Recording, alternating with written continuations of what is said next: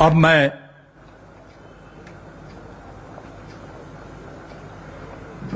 युवा शक्ति के अगले चरण में माननीय प्रधानमंत्री श्री नरेंद्र मोदी से अनुरोध करता हूं कि वे कृपया इस भव्य परेड को संबोधित करें।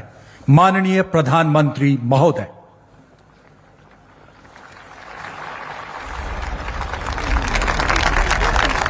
कार्यक्रम में उपस्थित देश के रक्षा मंत्री श्रीमान राजनाथ सिंह जी,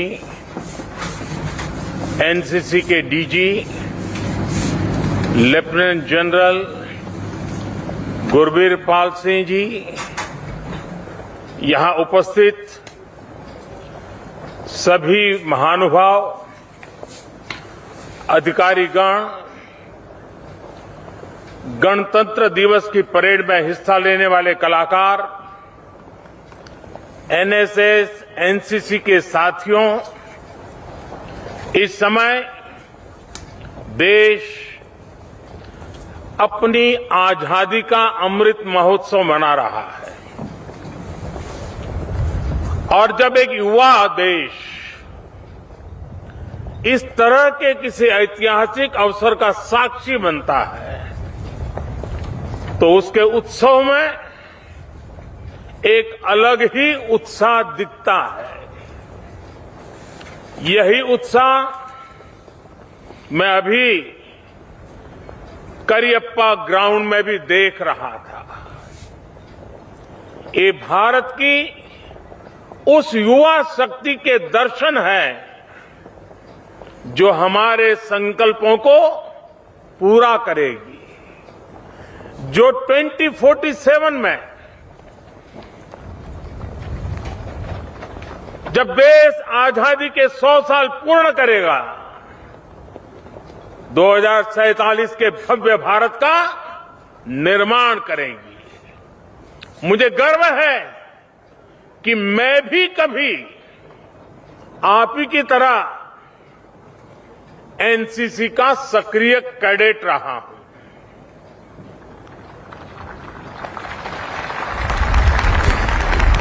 लेकिन जो सौभाग्य आपको मिला है वो मुझे नहीं मिला था। मुझे एनसीसी में जो ट्रेनिंग मिली, जो जानने सीखने का अवसर मिला, आज देश के प्रति अपनी जिम्मेदारियों के निर्वहन में मुझे उन संस्कारों से, उस ट्रेनिंग से असीम ताकत मिलती है। अभी कुछ ही समय पहले मुझे एनसीसी एलुमनाई का कार्ड भी मिला था। आज देश के प्रधानमंत्री के साथ साथ मैं उस नाते भी आपका साथी हूं, आपसे जुड़ा हूं। मैं एनसीसी के सभी पदाधिकारियों को और सभी फेलो कैडेट्स को इस अवसर पर सैल्यूट करता हूं। आज जिन कैडेट्स को पुरस्कार मिला है उन्हें भी मैं अपनी हार्दिक शुभकामनाएं देता हूं। आज महान स्वतंत्रता सेनानी, पंजाब केसरी लाला लाजपत राय जी की जयंती भी है। आज ही फील्ड मार्शल करियप्पा की भी जयंती है।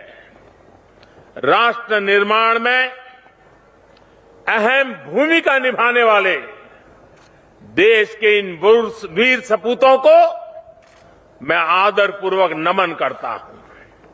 साथियों, आज जब देश नए संकल्पों के साथ आगे बढ़ रहा है, तब देश में एनसीसी को मजबूत करने के लिए भी हमारे प्रयास जारी है। इसके लिए देश में एक हाई लेवल रिव्यू कमेटी की स्थापना की गई है।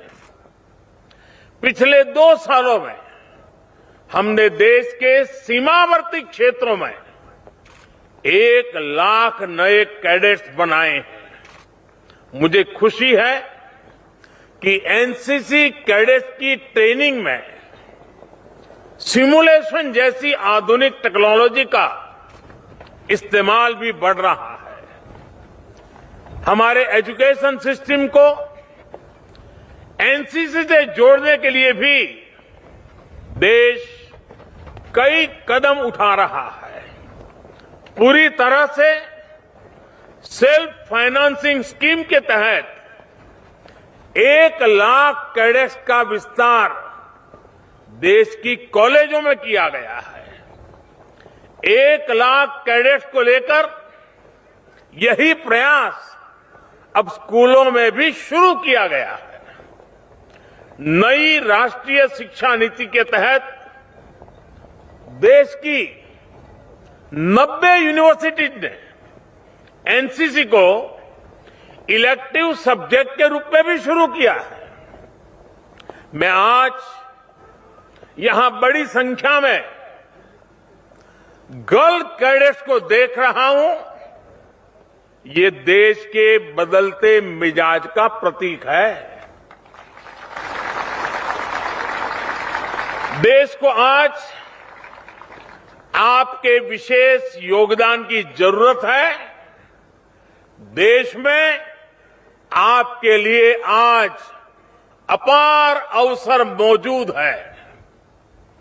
अब देश की बेटियां सैनिक स्कूलों में एडमिशन ले रही है। सेना में महिलाओं को बड़ी जिम्मेदारियां मिल रही हैं। एयरफोर्स में देश की बेटियां फाइटर प्लेन उड़ा रही है।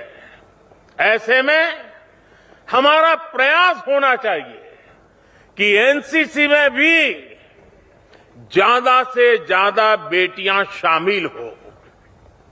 जिन बेटियों ने खुद एनसीसी ज्वाइन किया है, वो इसके लिए एक प्रेरणा बन सकती है। साथियों, देश के प्रसिद्ध कवि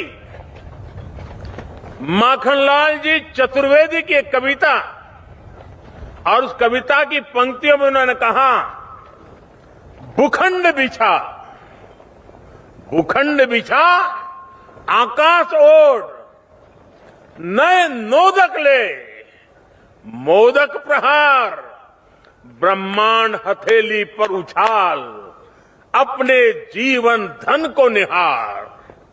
ये पंक्तियां सामर्थ्य की पराकाष्ठा का वर्णन करती है। शक्ति ऐसी हो कि भूखंड को बिछा सके, आकाश को ओढ़ सके, ब्रह्मांड को हथेली पर उछाल सके। ताकत ऐसी हो कि कठिन से कठिन परिस्थिति का भी हंसकर, डटकर मुकाबला कर सके। आज मां भारती भारत के युवाओं से यही आह्वान कर रही है। भूखंड बिछा, आकाश ओढ़, नए नोदक ले, मोदक प्रहार, ब्रह्मांड हथेली पर उछाल, अपने जीवन धन को निहार। आने वाले 25 साल का अमृतकाल देशभक्ति के ज्वार का है। और आज चुनौती इस बात की नहीं है कि दुनिया में कोई इसे स्वीकार करेगा या नहीं। आज महत्व इस बात का है कि जब दुनिया भारत को इतनी उम्मीदों के साथ देख रही है, इतने भरोसे के साथ देख रही है, तो भारत अपने प्रयासों में कहीं से भी कमजोर तो नहीं पड़ जाएगा। आज आजादी के अमृत महोत्सव में भारत ने जो संकल्प लिए हैं, जो अभियान शुरू किए हैं, वो निरंतर नई ऊर्जा पाते रहे। इसका बहुत बड़ा दायित्व हमारे देश के कोटि कोटि नौजवानों पर है।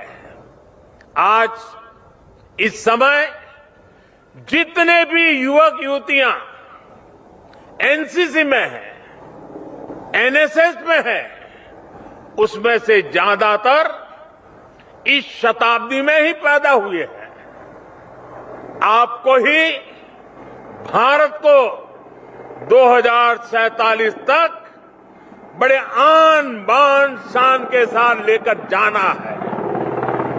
इसलिए आपकी कोशिश है, आपके संकल्प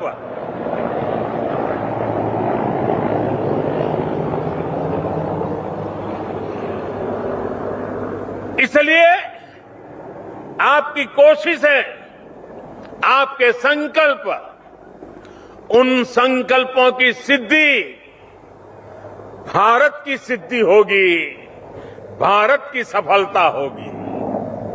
राष्ट्रभक्ति से बड़ी कोई भक्ति नहीं होती, राष्ट्रहित से बड़ा कोई हित नहीं होता। देश को सर्वोपरि रखते हुए आप जो भी करेंगे वो देश के विकास में मदद करेगा। आज हमारे युवाओं ने भारत को स्टार्टअप की दुनिया में टॉप 3 में पहुंचा दिया है। कोरोना के इस संकट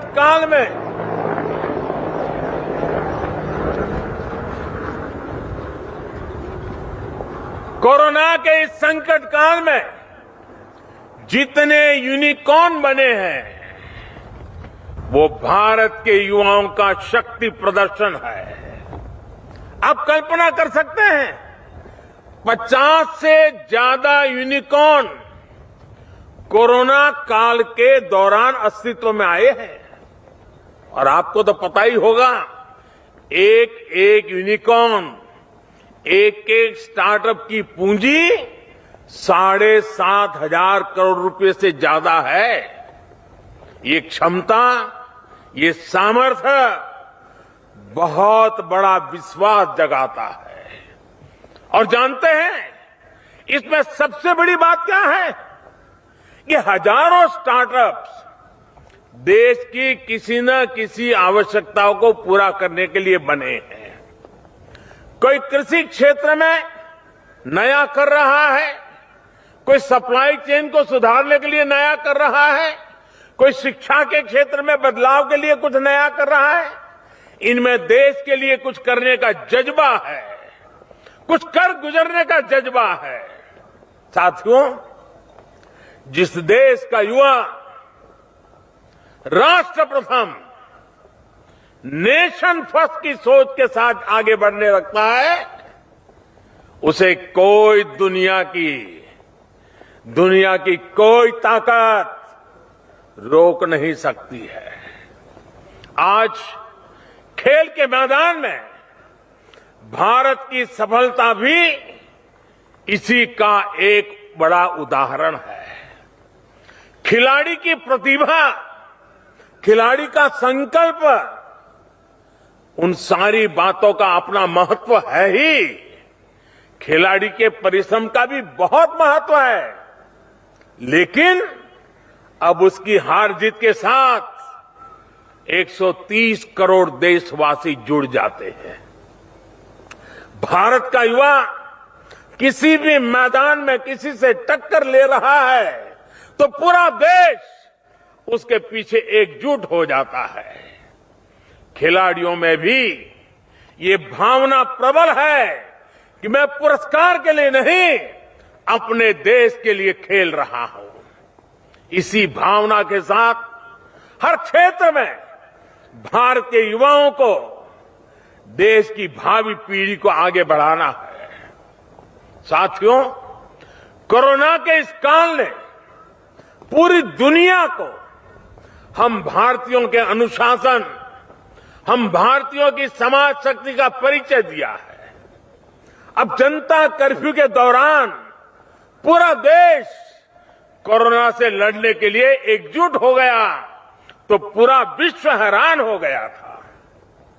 कुछ लोग हमारे समाज को कोसते हैं, लेकिन इसी समाज ने दिखा दिया कि जब बात देश की हो तो उससे बढ़कर कुछ नहीं।